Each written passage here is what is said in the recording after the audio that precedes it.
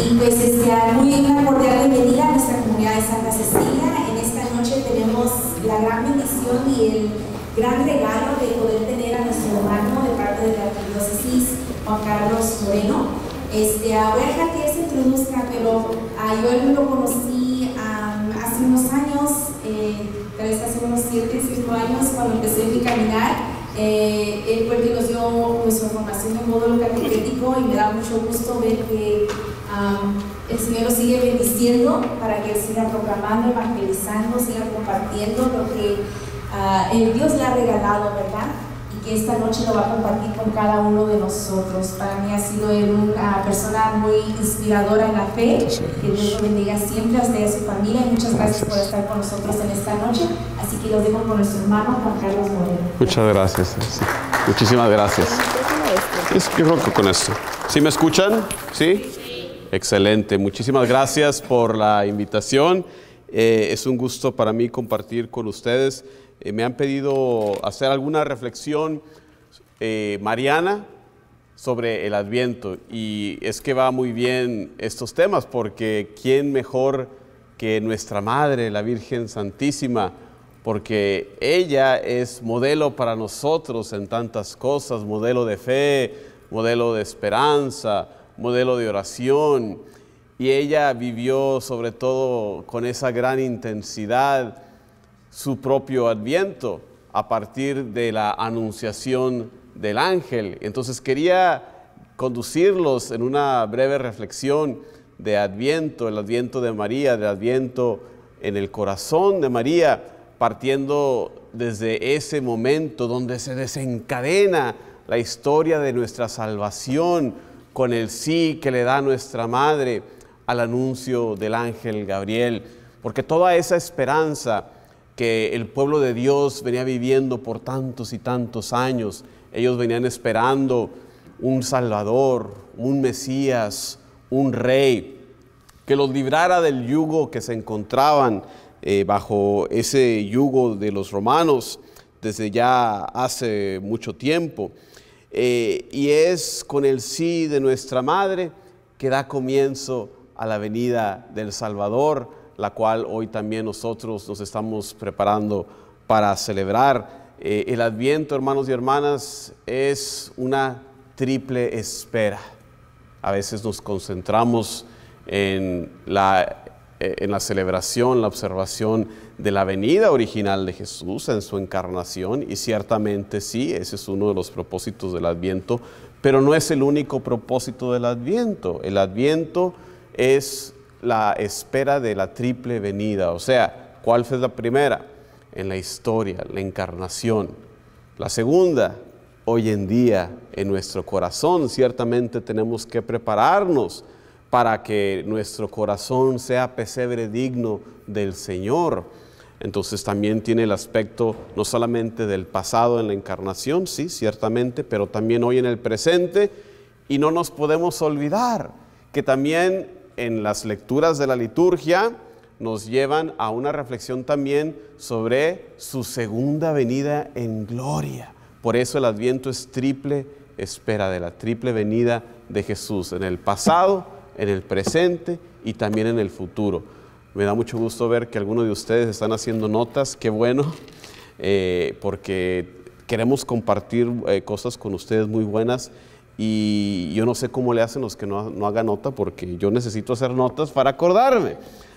Porque les aseguro que si regreso en una semana y les pregunto, los que no tomaron nota, a menos de que tengan muy... Bueno, ustedes me dicen luego cómo le hacen para acordarse, ¿verdad? Pero bien, comencemos esta reflexión, este recorrido del Adviento desde los ojos de María, cerrando los ojos un momento para que ustedes se coloquen en ese momento del tiempo, justo antes de la venida del Salvador. Traten, por difícil que sea, pero traten, hay que hacerlo, de dejar a un lado lo que la sociedad nos ofrece ahorita, porque para la sociedad ya estamos en Navidad. Ya están las canciones, ya están los árboles, ya están las luces. No, hagamos todo eso a un lado. Cierra los ojos. Deja a un lado todo eso, ese ruido, las luces, las decoraciones, las canciones, que todavía no es Navidad, todavía no ha llegado el Señor. Y colócate en Nazaret, en ese pequeño pueblo, justo antes de la venida del Salvador. Nazaret, un pueblo insignificante en realidad, porque de ese pueblo no habían salido ningún profeta, ninguna persona sobresaliente. Recuerden ustedes que cuando Jesús comienza su ministerio, alguno de sus discípulos no piensa que Jesús sea un profeta, porque dice, ¿cómo puede salir algo bueno de Nazaret? En ese Nazaret estamos espiritualmente en esa casa de la Virgen María, que junto con San José, con sus familias, vivían ahí. Y traten también de olvidar, como les digo, todo lo que saben acerca de esta historia, porque a veces nos es tan familiar que no nos damos cuenta de la inmensidad, del impacto, del gran desafío del mensaje. Así que también traten de hacer a un lado no solamente el ruido, no solamente las luces, las canciones, sino también todo lo que han oído de ustedes para ponerse en ese lugar de la Virgen María, que era una joven como tú, como yo, viviendo una vida normal en esta aldea pequeña de ningún renombre que era Nazaret, que desde el año 63 antes de Cristo tenían 63 años viviendo bajo el dominio de los romanos.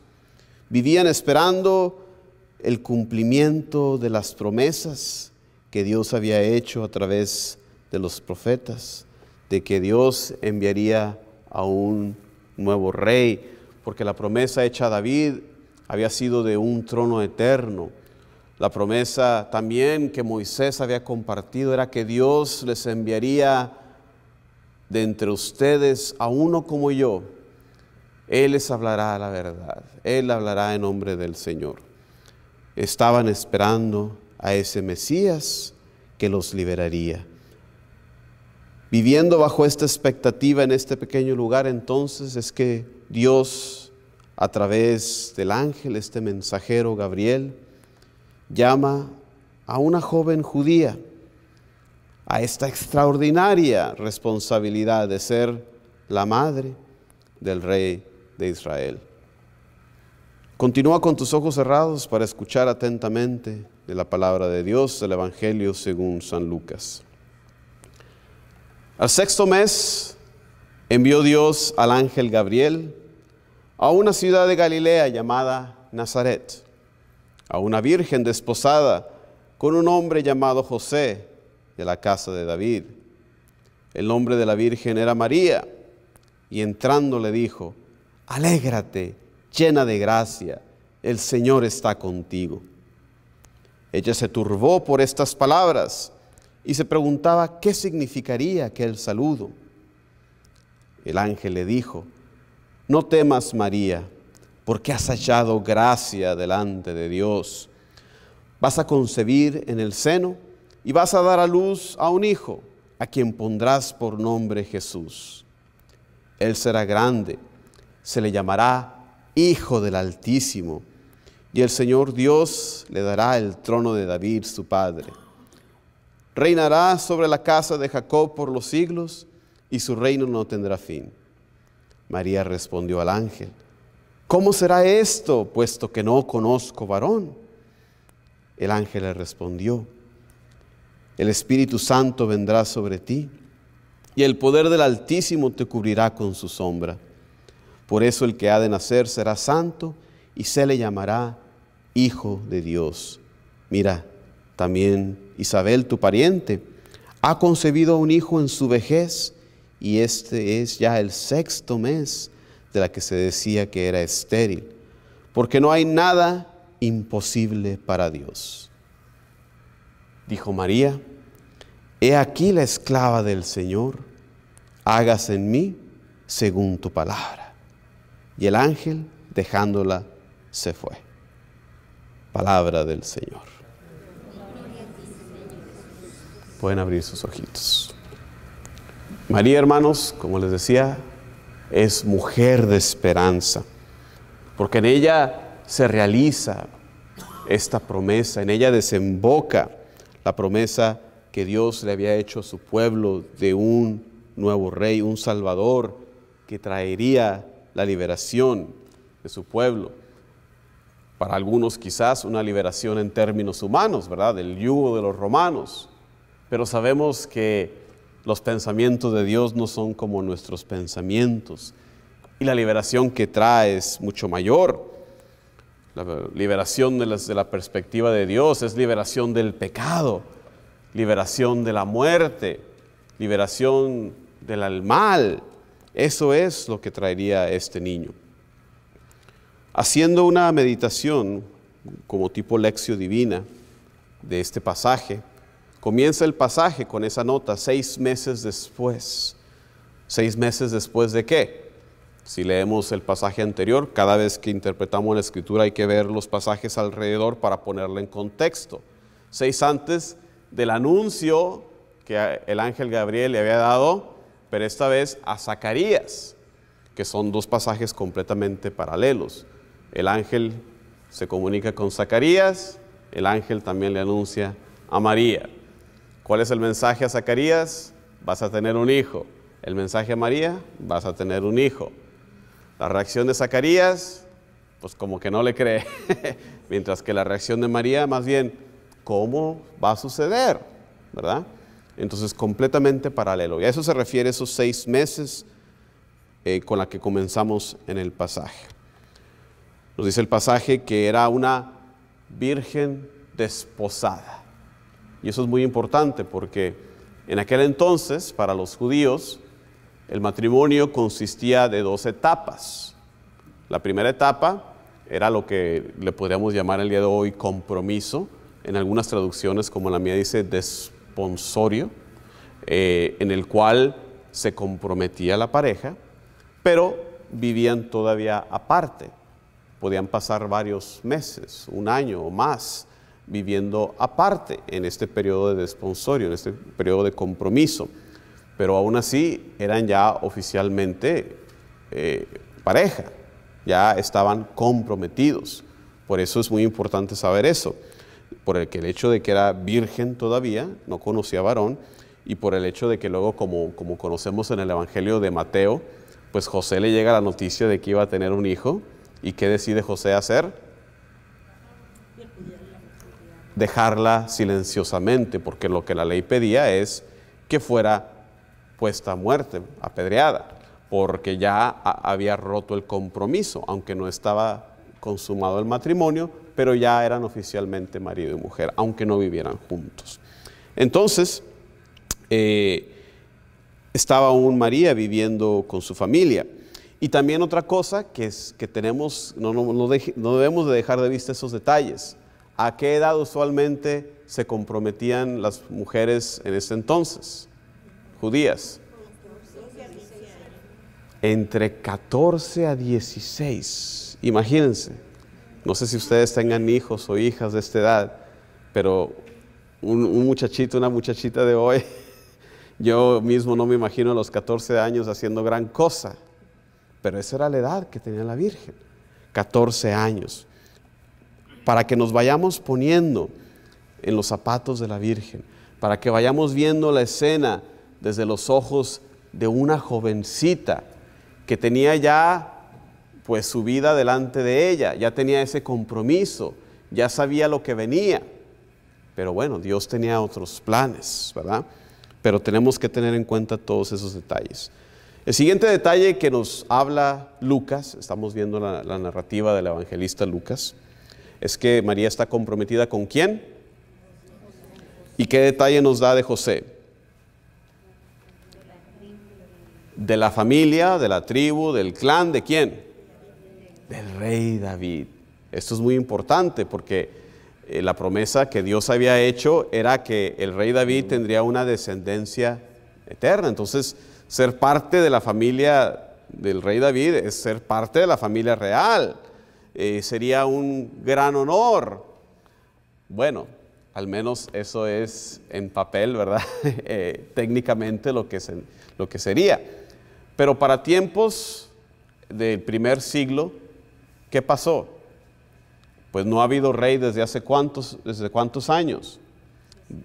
Desde el año 586, cuando ocurre el exilio babilónico, que llega a un corte, que llega a un fin, la dinastía de David.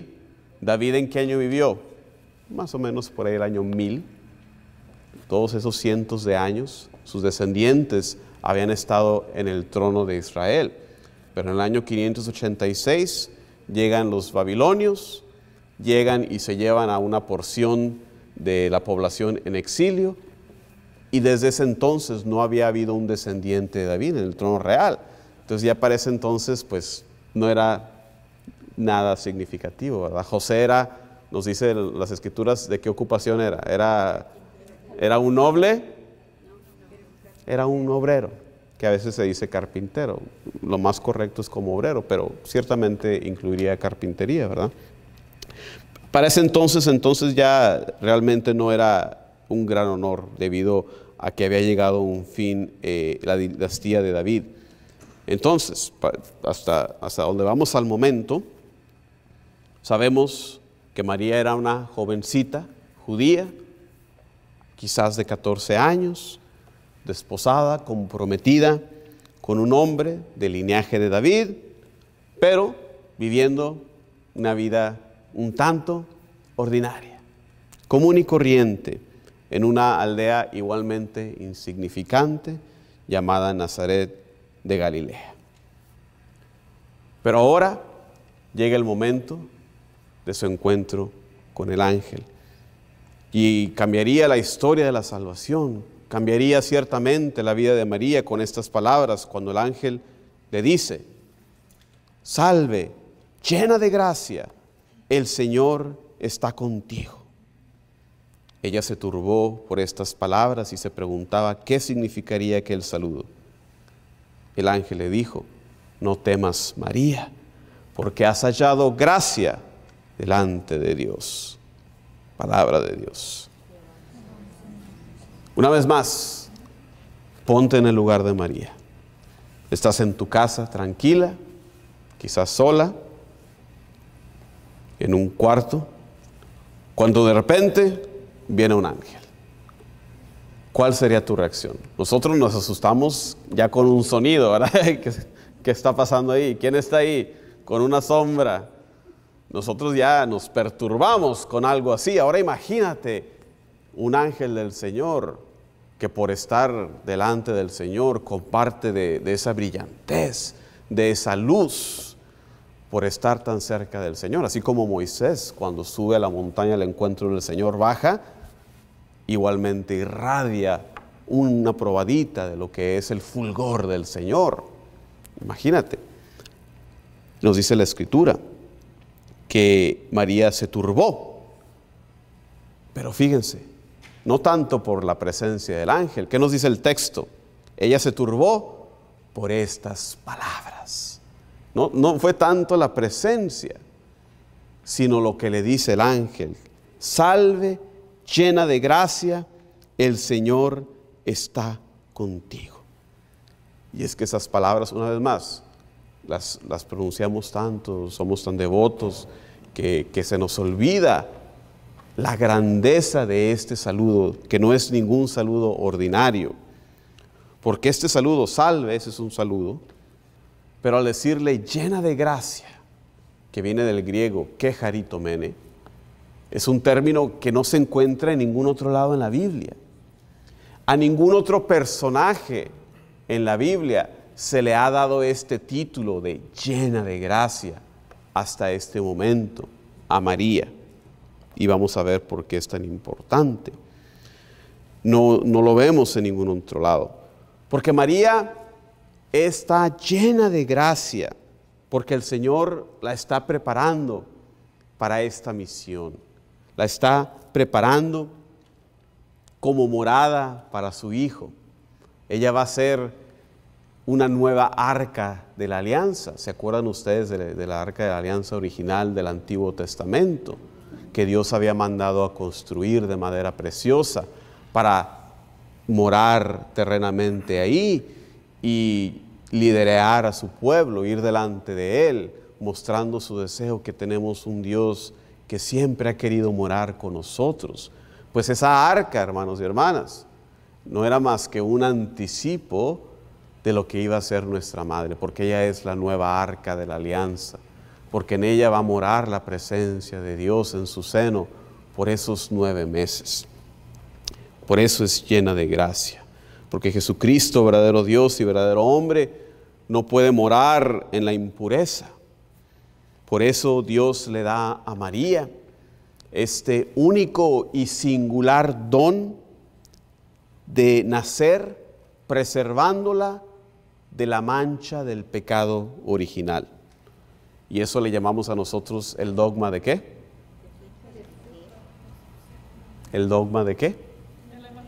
Inmaculada Concepción. Eso es lo que le llamamos la Inmaculada Concepción de María. Este don que Dios le dio, singular y único, de ser preservada de la mancha del pecado original.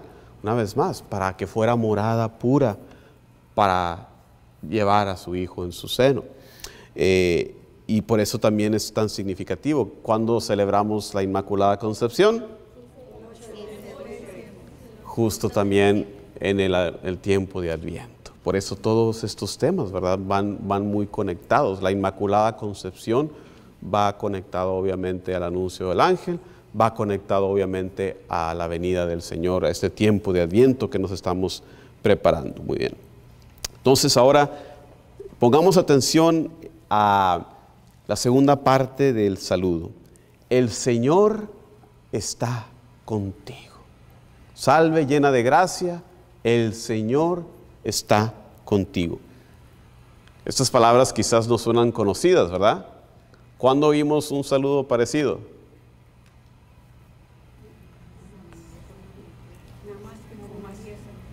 No, en cada misa. El Señor esté con ustedes. El Señor está contigo, el Señor está con ustedes. Por eso quizás también nos suena ya cotidiano, ¿verdad? Pero hay que ponerle atención, porque aunque nos parezcan tan conocidas estas palabras, porque las decimos en cada misa, el Señor esté con ustedes, no podemos perder de vista el significado tan especial que tendría para los judíos, debido al testimonio de las Sagradas Escrituras, este saludo. Porque en el Antiguo Testamento, estas palabras del Señor está contigo, señalaban el hecho de que alguien, el que recibía ese saludo, que recibía estas palabras, estaba siendo llamado a una labor formidable. Persona que nosotros vemos en el Antiguo Testamento recibir este título, este llamado, el Señor está contigo, es porque tiene una labor extraordinaria. ¿Dónde oímos esto? Ahorita vamos a ver. Estas palabras frecuentemente van acompañadas de una invitación que Dios tiene a la persona de integrarse, de formar parte de su plan de salvación. Entonces, Dios invita a la persona, pero va también con ella. El Señor está contigo. Por ejemplo, el ejemplo que se me ocurre más fácilmente, Moisés. Cuando Dios manda a Moisés ir al faraón, ¿qué dice Moisés primero? ¿Qué contesta Moisés cuando Dios lo manda a ir al faraón? Ve con el faraón y dile, dice el Señor Dios, deja salir a mi pueblo para rendirme culto. ¿Qué dice Moisés? ¿Por qué yo? Manda a alguien más. Yo no sé hablar, ¿verdad? Se rehúsa, ¿verdad? ¿Y qué le dice Dios? Lo pueden ver, lo pueden comprobar en el libro del Éxodo, capítulo 3, versículo 12. Le dice Dios, yo estaré contigo. Yo estaré contigo. Entonces, Dios lo está llamando a una labor extraordinaria.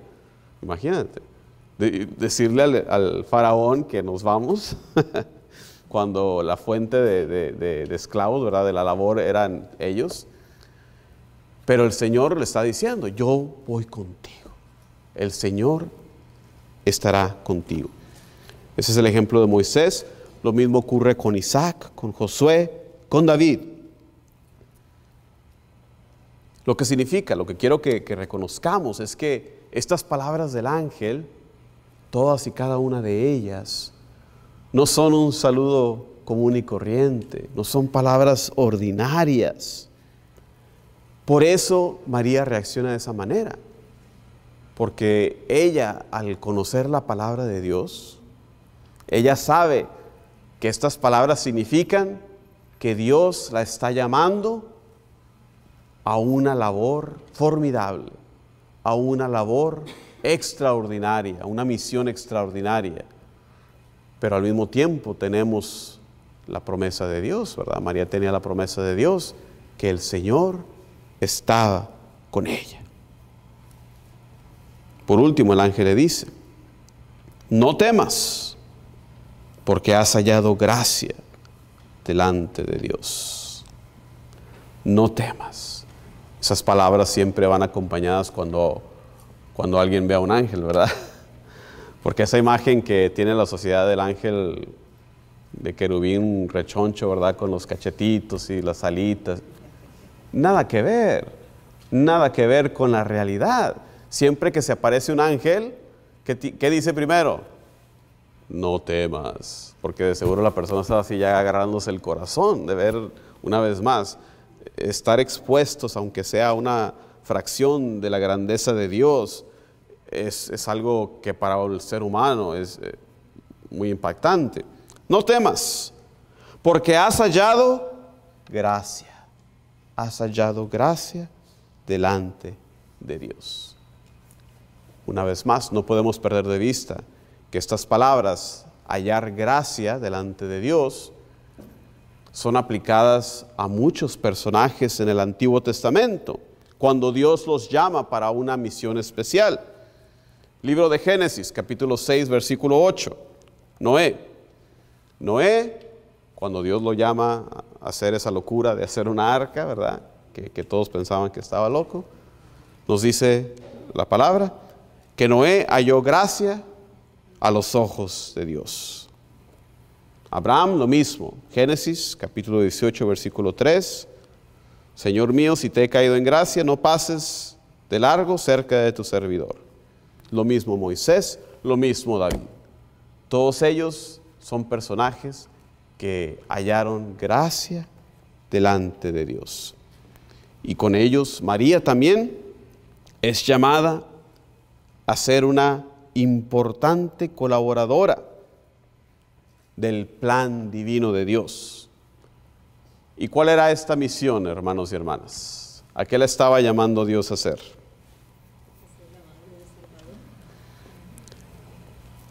Nos dice el texto. Estamos en el Evangelio de Lucas, capítulo 1, y en los versículos 31 al 33 nos dice: vas a concebir en el seno y vas a dar a luz un hijo, a quien pondrás por nombre Jesús. Él será grande, se le llamará Hijo del Altísimo, y el Señor Dios le dará el trono de David su padre. Reinará sobre la casa de Jacob por los siglos de los siglos, y su reino no tendrá fin. Palabra del Señor. Fíjense bien lo que le revela el ángel. Su misión va a ser dar a luz a un hijo, quien traerá a su culmen, a su fin, a su culminación, la historia de Israel. María iba a ser la madre de este tan anhelado Mesías. Y en el tiempo de Jesús, nos dicen los historiadores, había ciertamente en el aire una gran expectativa. El historiador judío Josefo nos dice justo antes, en los años anteriores a la venida de Jesús, o incluso casi en los mismos años, había habido al menos 2 personajes que se habían autoproclamado Mesías. Uno de ellos, un hombre egipto, y uno que se llamaba Teudas, que se habían proclamado Mesías, se habían hecho de seguidores y habían dicho a sus seguidores que se congregaran a la salida del pueblo porque iban a hacer un nuevo éxodo. Pero, ¿qué pasa con estos personajes? Pues eran falsos mesías, obviamente. Entonces los romanos agarran, matan a muchos de sus seguidores. Creo que el egipto se escapa, el otro sí que lo matan, porque eran falsos mesías. Pero esto les digo para demostrar el hecho de que había esa gran expectativa en el pueblo, en el tiempo de Jesús. Y entonces María tiene ese gran honor de ser la madre de este tan esperado Mesías. Les dejo de tarea que lean en su casa, porque no tenemos mucho tiempo, del segundo libro de Samuel, capítulo 7, porque ahí es donde se le da la promesa a David, y pueden leer ustedes paralelamente la promesa que se le da y lo que dice aquí el ángel, porque son pasajes muy paralelos, pero eso se lo dejo de tarea. Segundo libro de Samuel, sobre todo en el capítulo 7, que lo comparen con Lucas capítulo 1, versículo del 31 al 33. El pasaje concluye: María respondió al ángel: ¿cómo será esto, puesto que no conozco varón? El ángel le respondió: el Espíritu Santo vendrá sobre ti, y el poder del Altísimo te cubrirá con su sombra. Por eso, el que ha de nacer será santo, y se le llamará Hijo de Dios. Mira, también Isabel, tu pariente, ha concebido un hijo en su vejez, y este ya es el 6º mes de la que se decía que era estéril, porque no hay nada imposible para Dios. Dijo María: he aquí la esclava del Señor, hágase en mí según tu palabra. Y el ángel, dejándola, se fue. Palabra del Señor.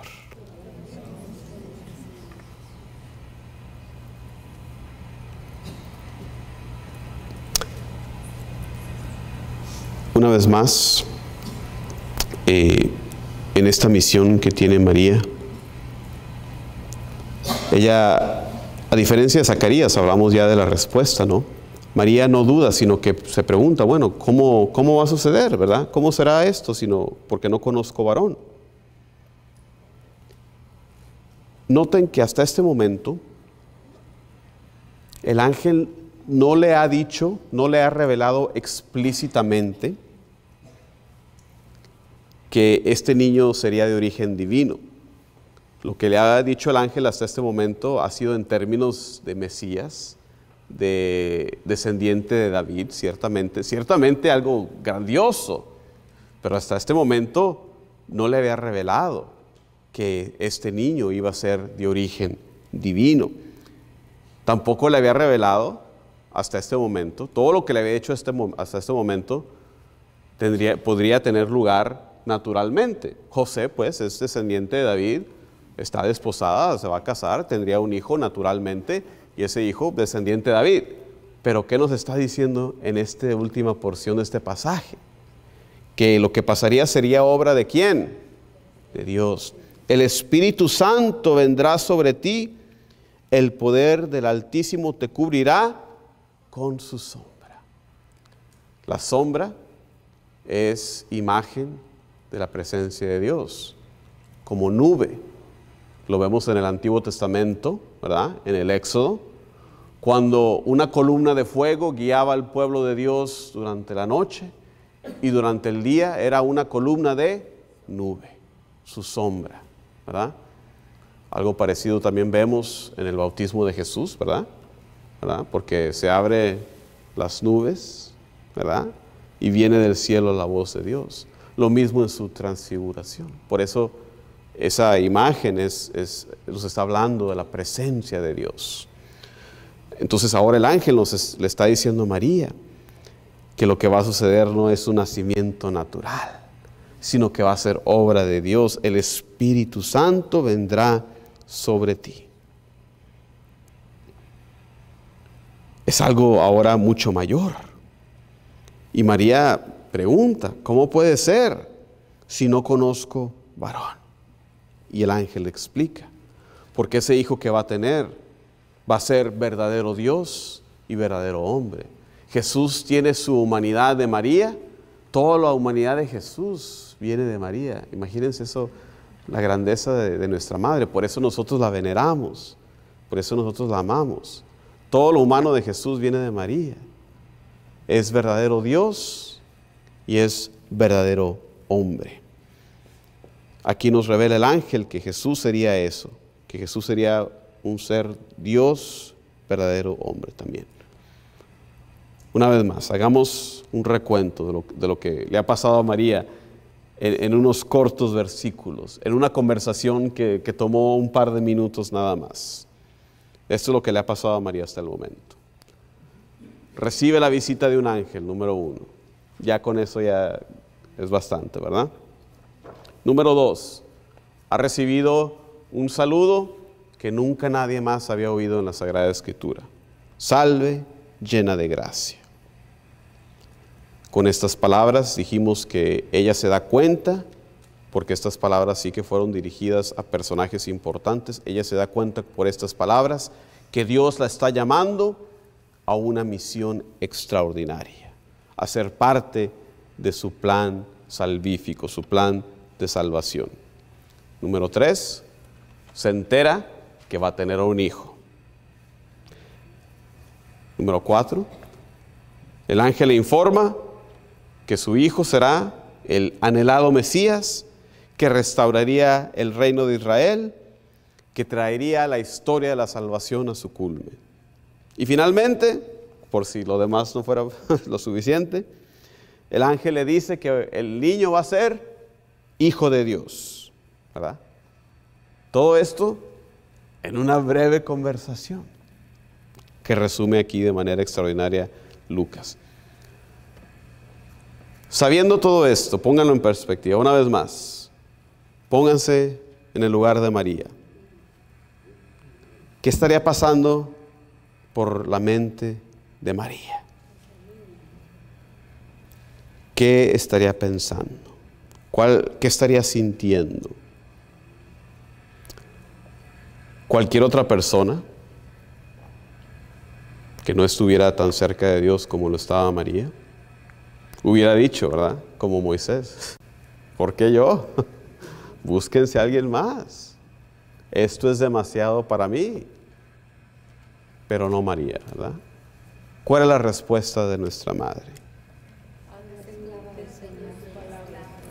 He aquí la esclava del Señor, hágase en mí según tu palabra. Palabras que muestran completa confianza, completo abandono al Señor. Y por eso María es modelo para nosotros, por esa fe, por esa confianza, por ese abandono en el Señor. No crean ustedes que María había entendido completamente, no.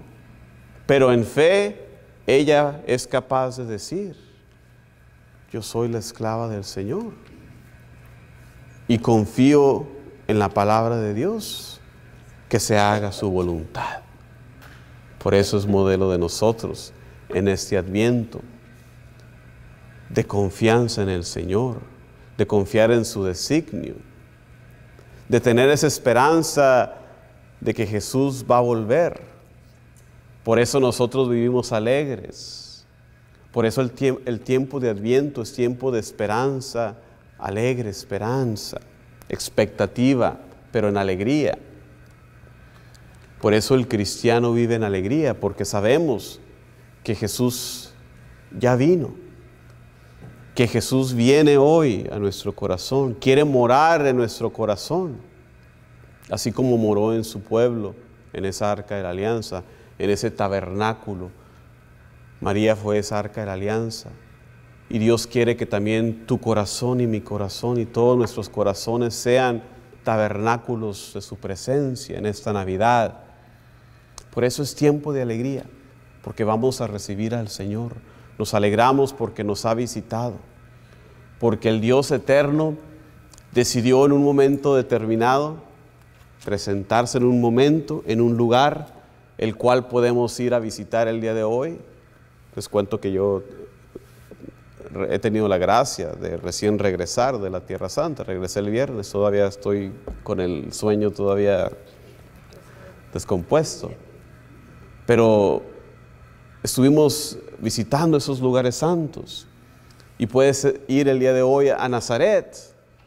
Y puedes visitar el día de hoy la Basílica de la Anunciación. Una iglesia hermosa que está construida en forma octagonal. Y vas tú adentro recorriendo imágenes de la Anunciación de muchas culturas. Y puedes bajar a una cueva donde dice la tradición que era parte de la casa de María. Y se señala ahí ese lugar donde María recibió el anuncio del ángel. Puedes salir de ahí, subir unos cuantos pasos a la iglesia donde la tradición nos dice era la casa de José, la iglesia más chiquita. Podemos visitar todos esos lugares que nuestro Señor recorrió, porque nuestro Dios es un Dios que tomó la condición humana, como nos dice San Pablo, se humilló, siendo Dios se hizo pobre, siendo Dios se volvió uno de nosotros, tomó la condición humana, volviéndose igual a nosotros en todo, menos en el pecado, nos dice la carta a los Hebreos. Por eso nuestra fe es diferente a todas las religiones, porque para nosotros Dios nos ama. Para los griegos, en tiempos de Jesús, para los griegos el ser humano era como un juguete con el que los dioses jugaban. Los dioses vivían allá en lo alto, en el monte Olimpo. ¿Dónde vive Dios para nosotros? Sí, vive en el cielo también, pero quiere vivir con nosotros. Por eso se le revela a Moisés en ese pasaje de la zarza que ardía y no se consumía. Por eso tenemos un Dios que no es un Dios oculto, sino que un Dios que quiere que le conozcamos. Le pregunta a Moisés, pues, cuando el pueblo me pregunte quién me manda, ¿qué le digo? Yo soy el que soy. Yo soy el que tiene la existencia, ¿verdad? Y Él nos comparte esa existencia a todos y cada uno de nosotros, sin la cual dejaríamos de existir. Si Dios dejara de pensar en ti y en mí por un instante, cesaríamos de existir. Pero no, tenemos un Dios que nos ama. Tenemos un Dios que quiere vivir entre nosotros, que envió a su propio Hijo. No escatimó enviarnos a su propio Hijo amado, que fue rechazado por los suyos, que es rechazado hoy en nuestros días también cuando pecamos. Pero aún así, aún estando nosotros en el pecado, Él nos envió a su Hijo. Y por eso estamos alegres en esta Navidad. Por eso estamos contemplando el misterio de nuestra Madre en esta visitación por el ángel. Y por eso estamos tratando de reflexionar qué es lo que estaría pensando María. Pues ella nos ha dado ese ejemplo, ella nos ha dado ese modelo de completo abandono, de completa confianza. Por eso la tenemos a ella como primera discípula, como modelo para nosotros. En el Evangelio de Lucas oímos cómo Jesús nos dice, son bienaventurados los que escuchan la palabra de Dios y la guardan en su corazón. ¿Y qué nos dice Lucas sobre María al escuchar estas cosas que no entendía? Ella las guardaba en su corazón. Y eso también es modelo para nosotros, de guardar la palabra de Dios siempre en nuestro corazón, de meditarla, escudriñarla, de saborearla siempre. María es la primera en hacer eso. Ella desde un principio escucha la palabra de Dios y la acepta. En el siguiente pasaje, inmediatamente después de la anunciación, ¿qué hace María? Va apresurada a ayudar a su primo. Y el día de hoy también puedes ir a Tierra Santa. Hay un pueblo que se llama Ein Karem, donde se encuentra la iglesia de San Juan Bautista, el lugar del nacimiento de San Juan Bautista. Subes una colina y se encuentra la iglesia de la Visitación, donde nos dice la tradición que María fue desde Nazaret a visitar a su prima Isabel. La distancia, ¿no? ¿Perdón? La distancia. Sí, sí, sí. O sea, de donde vivía María a donde fue Isabel. Es una buena distancia. Y aún hoy en día tienes que subir un tanto, aunque vas en autobús y todo, te dejan abajo y tienes tú que subir esa colina.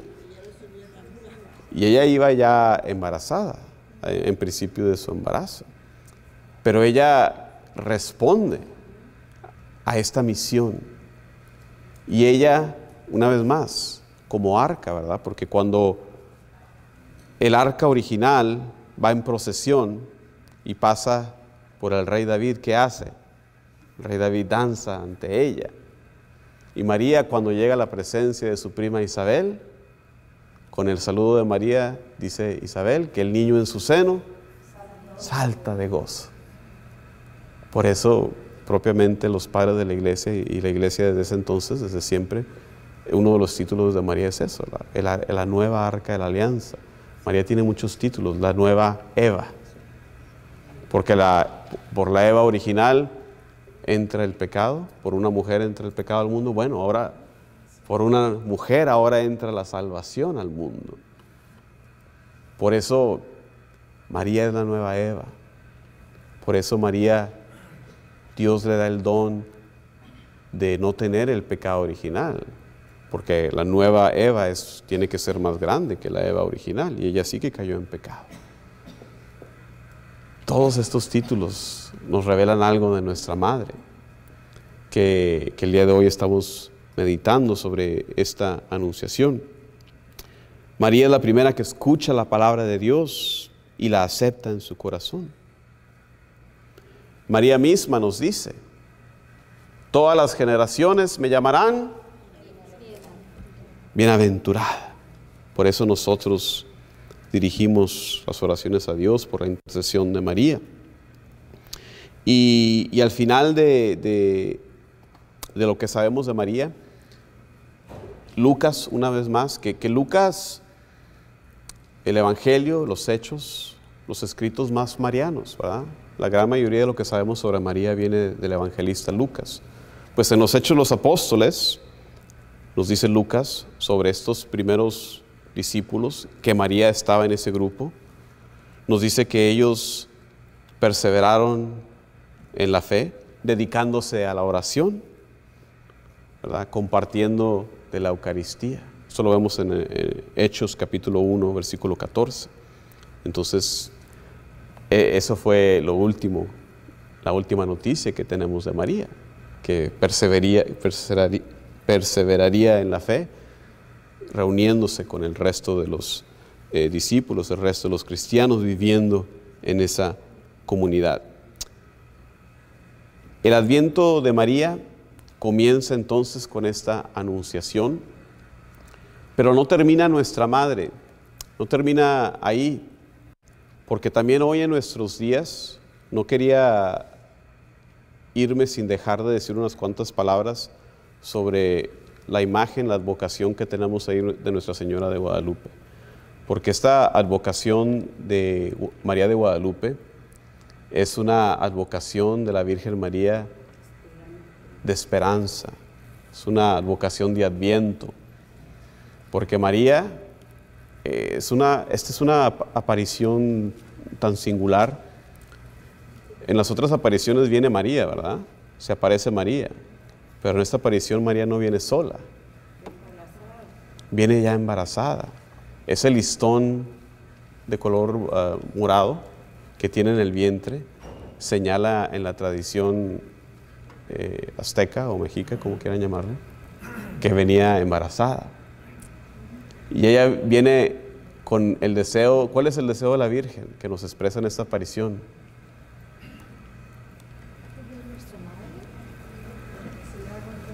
¿Cuál era la petición que tenía la Virgen de Guadalupe? Que se le construyera una casita sagrada, o sea, un templo, ¿verdad? Que se le construyera una casita sagrada, no a ella, sino para que ahí se le venerara a Él, se le adorara a Él. Porque María siempre nos apunta hacia Jesús. En muchas de las representaciones artísticas, el Perpetuo Socorro y muchas otras, ven a María así agarrando al niño Jesús y con la otra mano está así apuntando hacia Él. ¿Sí se han fijado? Porque eso es lo que viene a ser ella. La imagen de Guadalupe, el centro de la imagen, ¿quién es? Jesús. Su vientre está en el centro de esa imagen. El centro, lo importante de esta imagen no es ella, es Jesús. Ella nos viene a traer a Jesús desde ese sí que le da al ángel y que viene en ese momento tan importante de la historia donde los misioneros no habían tenido tanto éxito. Si han escuchado la historia de Guadalupe, es tremenda.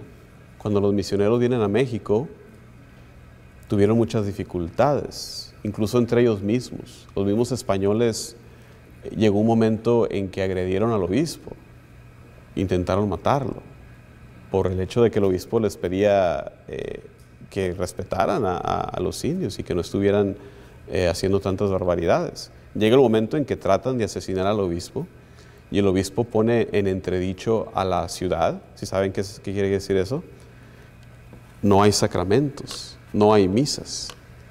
Le escribe una carta al obispo Zumárraga, al rey de España, diciendo que no les va a quedar otra que regresarse, abandonar la ciudad, por cómo estaba la situación tan crítica.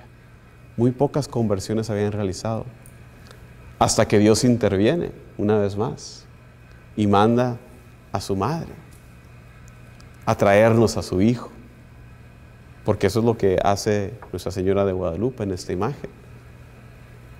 Los indígenas entendieron el significado de esta imagen. Ese color de su manto es un color de la realeza. Ellos entendieron, como María entendió, que ella era una persona muy importante, que Dios le tenía una misión muy importante. Las estrellas, los rayos del sol, ellos entendieron que ella era una enviada del cielo. Ellos entendieron ese mensaje. Y a partir de la aparición de la Virgen de Guadalupe, fue que se empezaron a dar en sí las conversiones en masa, que no han terminado hasta el día de hoy. Vas el día de hoy a la basílica y siguen llegando las personas. No ha parado de llegar esa masa de personas al encuentro con Dios que nos ha traído la Virgen María. Por eso también es tan importante. Incluso cuando ocurre una vez más dentro del tiempo de Adviento. Ocurre en una fecha que era muy significativa también en el calendario cósmico, porque en aquel entonces estaba mal el calendario y el 12 de diciembre era cuando empezaba el solsticio de invierno, donde ustedes saben, en ese hay un cambio donde empieza a haber menos oscuridad y va saliendo más el sol, ¿verdad? El sol, esa luz que es Jesucristo. Si quieren más información sobre eso, les puedo compartir ya en esta recta final de la presentación. Tengo un sitio web, tengo un ministerio en línea donde comparto muchos recursos. Tengo ahí, si ustedes van a mi sitio web, vayanalmundo.org. Ahí tengo varios videos, 2 o 3, sobre la Virgen de Guadalupe, donde les doy el significado de la imagen, donde les doy una reflexión del Nícal Mopogua, ¿verdad? Ese escrito que nos llegó relatando los hechos. Vayan al mundo.org, vayan al mundo.org, .tv, ahí tengo muchos videos en YouTube, todo eso libre de costo. Pero quería cerrar entonces, resumiendo todo lo que hemos dicho, de este tema de María, mujer de esperanza, mujer de espera, mujer que con su sí desencadena la historia de la salvación, porque Dios nos hizo libres. Ella era libre de decir sí o no, así como tú y yo el día de hoy. Dios nos ha dado la libertad de decirle sí o no. Dios nos hizo libres, nos decía San Agustín. El Dios que te creó sin pedirte permiso, no te va a salvar sin tu permiso. Se requiere nuestra cooperación, se requiere nuestro sí.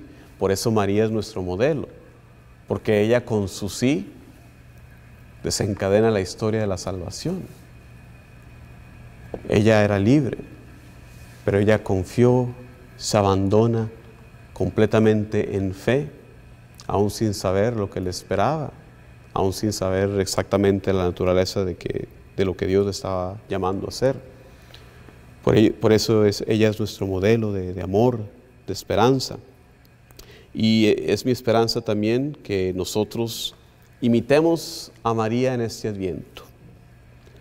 Que nosotros también, cuando escuchemos en cada misa, el Señor esté con ustedes. Ahora ya sabemos qué significa eso. ¿Qué significa?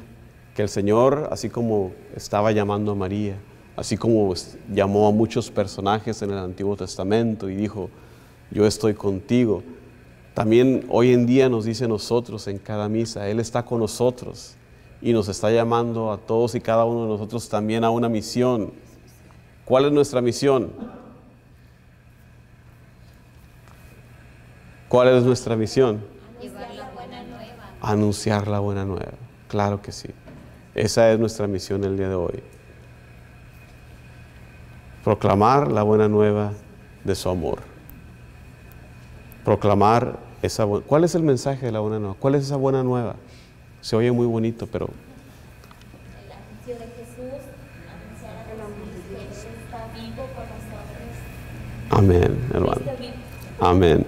Les pregunto eso siempre. Siempre trato de preguntar eso cuando estoy con adultos, porque hablamos de evangelización y del mensaje del Evangelio, pero ¿cuál es ese mensaje? Y a veces no podemos articularlos. Hoy en día nos ha salvado una hermana, porque a veces no lo podemos articular. Que Dios vive, que Dios existe, porque hay muchos que ya no creen en Dios. Que Dios existe, es un Dios verdadero, Dios nos ama. Es un mensaje que para nosotros, muchos de nosotros, la mayoría de nosotros, que hemos vivido quizás toda nuestra vida como cristianos, se nos hará fácil decirlo. Pero imagínense vivir una vida sin conocer el amor de Dios. Yo les doy el ejemplo, cuando hablo de esto, de noticias que salieron ya hace como 4 o 5 años, de un hecho lamentable que tristemente ocurre cada vez más, de un hombre que entró a una escuela primaria armado hasta los dientes, allá por Atlanta, Georgia, con la intención de realizar un tiroteo. Pero no sucedió en aquella ocasión. El tipo entra y en la recepción se encuentra con una mujer afroamericana, una mujer cristiana. Y ella se pone a hablar con él. Primero, imagínate, se toma el tiempo de hablar con él y decirle, no tienes que hacer esto, nadie tiene que morir. Le dice, Dios te ama. Y esas palabras paran a este tipo, porque él nunca había escuchado esas palabras en su vida. Por eso les digo, se nos hace a nosotros fácil el día de hoy decir, Dios es amor, Dios nos ama.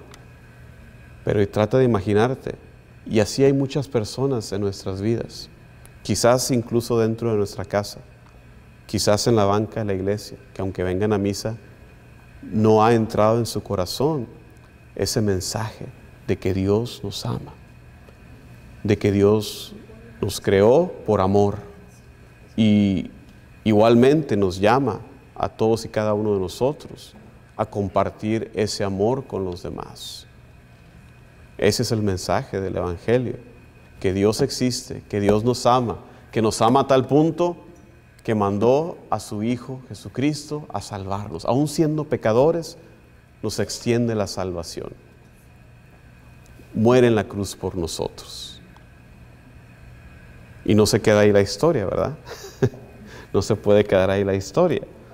Como dice San Pablo, si Jesús no resucitó, vana es nuestra predicación y vana es su fe. ¿Qué estamos haciendo aquí? Es un club social donde venimos por las donas después de misa, ¿verdad? No es esto un club social nada más. Creemos que Jesús resucitó, que está vivo. ¿Qué significa que Jesús esté vivo, hermanos y hermanas? Que camina entre nosotros, está con nosotros. Que vino, que nació, que se encarnó de la Virgen, que murió por nosotros, pero resucitó. Y esto significa que también nosotros, sus seguidores, vamos a resucitar. Ese es otro mensaje que, crean o no, he ido a parroquias a enseñar cristología, a enseñar temas, y les hablo de la resurrección de los muertos y dicen, ¿cómo así? ¿Cómo que vamos a resucitar otra vez? Esa es una de las partes centrales de nuestra fe, que recitamos y profesamos cada domingo en el credo. Creo en la resurrección de los muertos y en la vida en el mundo futuro. Amén. Y más de una vez, al menos 2 veces en mi carrera, he ido y dice la gente, ¿cómo es eso de la resurrección? Imagínense. Por eso les digo, no asuman, ni en su casa, ni en su iglesia, ni en su grupo, que la gente conoce a Dios. Quizás hemos oído hablar de Él, pero no le conocemos personalmente. Y es ahí donde entramos tú y yo. Es ahí donde entramos nosotros, a extender esa palabra de aliento, de ofrecer una sonrisa, de ofrecer ese apoyo, esa ayuda, de ser, como lo ponen algunos santos, de ser las manos y los pies de Dios aquí en la tierra. Dios no tiene otras manos y otros pies aquí en la tierra más que los tuyos. Nosotros nos toca ser presencia de Dios aquí en la tierra.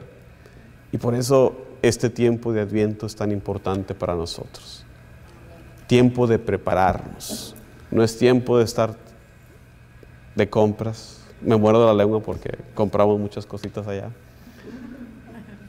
Pero bueno, no es tiempo de cantar todavía villancicos. La iglesia tenemos una tradición de cantos de Adviento. Entre ellos, O ven, Emanuel, es uno de los más conocidos. Pero hay muchos otros cantos de Adviento. No es hora de cantar todavía los cantos navideños. Es hora de poner nuestro pesebre. No sabemos. Nos ha recordado el Papa Francisco ayer o antier una carta apostólica de la importancia del pesebre. ¿Sí oyeron? Sí. Léanla, porque ya algunos mejor ponemos el pinito, o ya ni ponemos más que luces, o ya nada. No, nos dice el Papa Francisco. Todo eso nos recuerda, nos habla de esos eventos, de aquel entonces, de aquel lugar. Nos hablan de la encarnación, de nuestra salvación. Por eso ese es el tiempo ahorita de Adviento, de espera, de oración, de preparación. Imagínate la Virgen María, que hemos estado reflexionando. Recibe este mensaje en marzo, ¿verdad? Marzo 25, 9 meses antes. Imagínate, no sé, esa preparación. Ustedes, mujeres que han tenido hijos, los hombres, pues quizás no sé de qué tanto nos preocupamos, ¿verdad? Pero ustedes saben de eso, la preparación que se tomó, ¿verdad? Imagínense ahora María, sabiendo quién era el que venía, sabiendo que llegan unos días antes a Belén, ¿verdad? Por el decreto del emperador, de ese censo que tenían que ir a la ciudad original, y a José le toca ir a la ciudad de Belén porque es la ciudad de David, y llegan y no hay lugar. No hay lugar en la ciudad. Y les toca ir ¿a dónde? A un pesebre, que también visitamos, la iglesia de la Natividad. El pesebre no es tanto como lo imaginamos, es más bien en una cueva. Es en una cueva. Una cueva, no sé ustedes, pero las cuevas que yo he visto no son tan sanitarias. Imagínense. Y ponen al niño en un pesebre. En un pesebre. Pero todo esto nos habla de la razón por la cual Jesús vino al mundo. El evangelista Mateo nos explica, ¿verdad? Su nombre va a ser Jesús, que significa Dios salva. ¿Dónde nace Jesús? En Belén. ¿Saben lo que significa la palabra Belén? Usted ha venido a mis clases, usted lo sabe. Ciudad del pan. Ciudad del pan. ¿Dónde lo ponen? Sí. Sí, lugar del pan, ciudad del pan. Pan, pan. ¿Dónde lo ponen? En un pesebre. ¿Qué es un pesebre? Que yo soy gente de ciudad y no sé. Donde ponen la paja para los animales. ¿Qué nos dice esto sobre Jesús?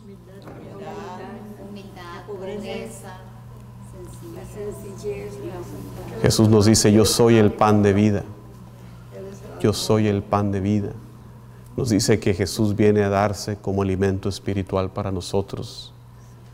Toda la historia de la salvación está ligada al alimento.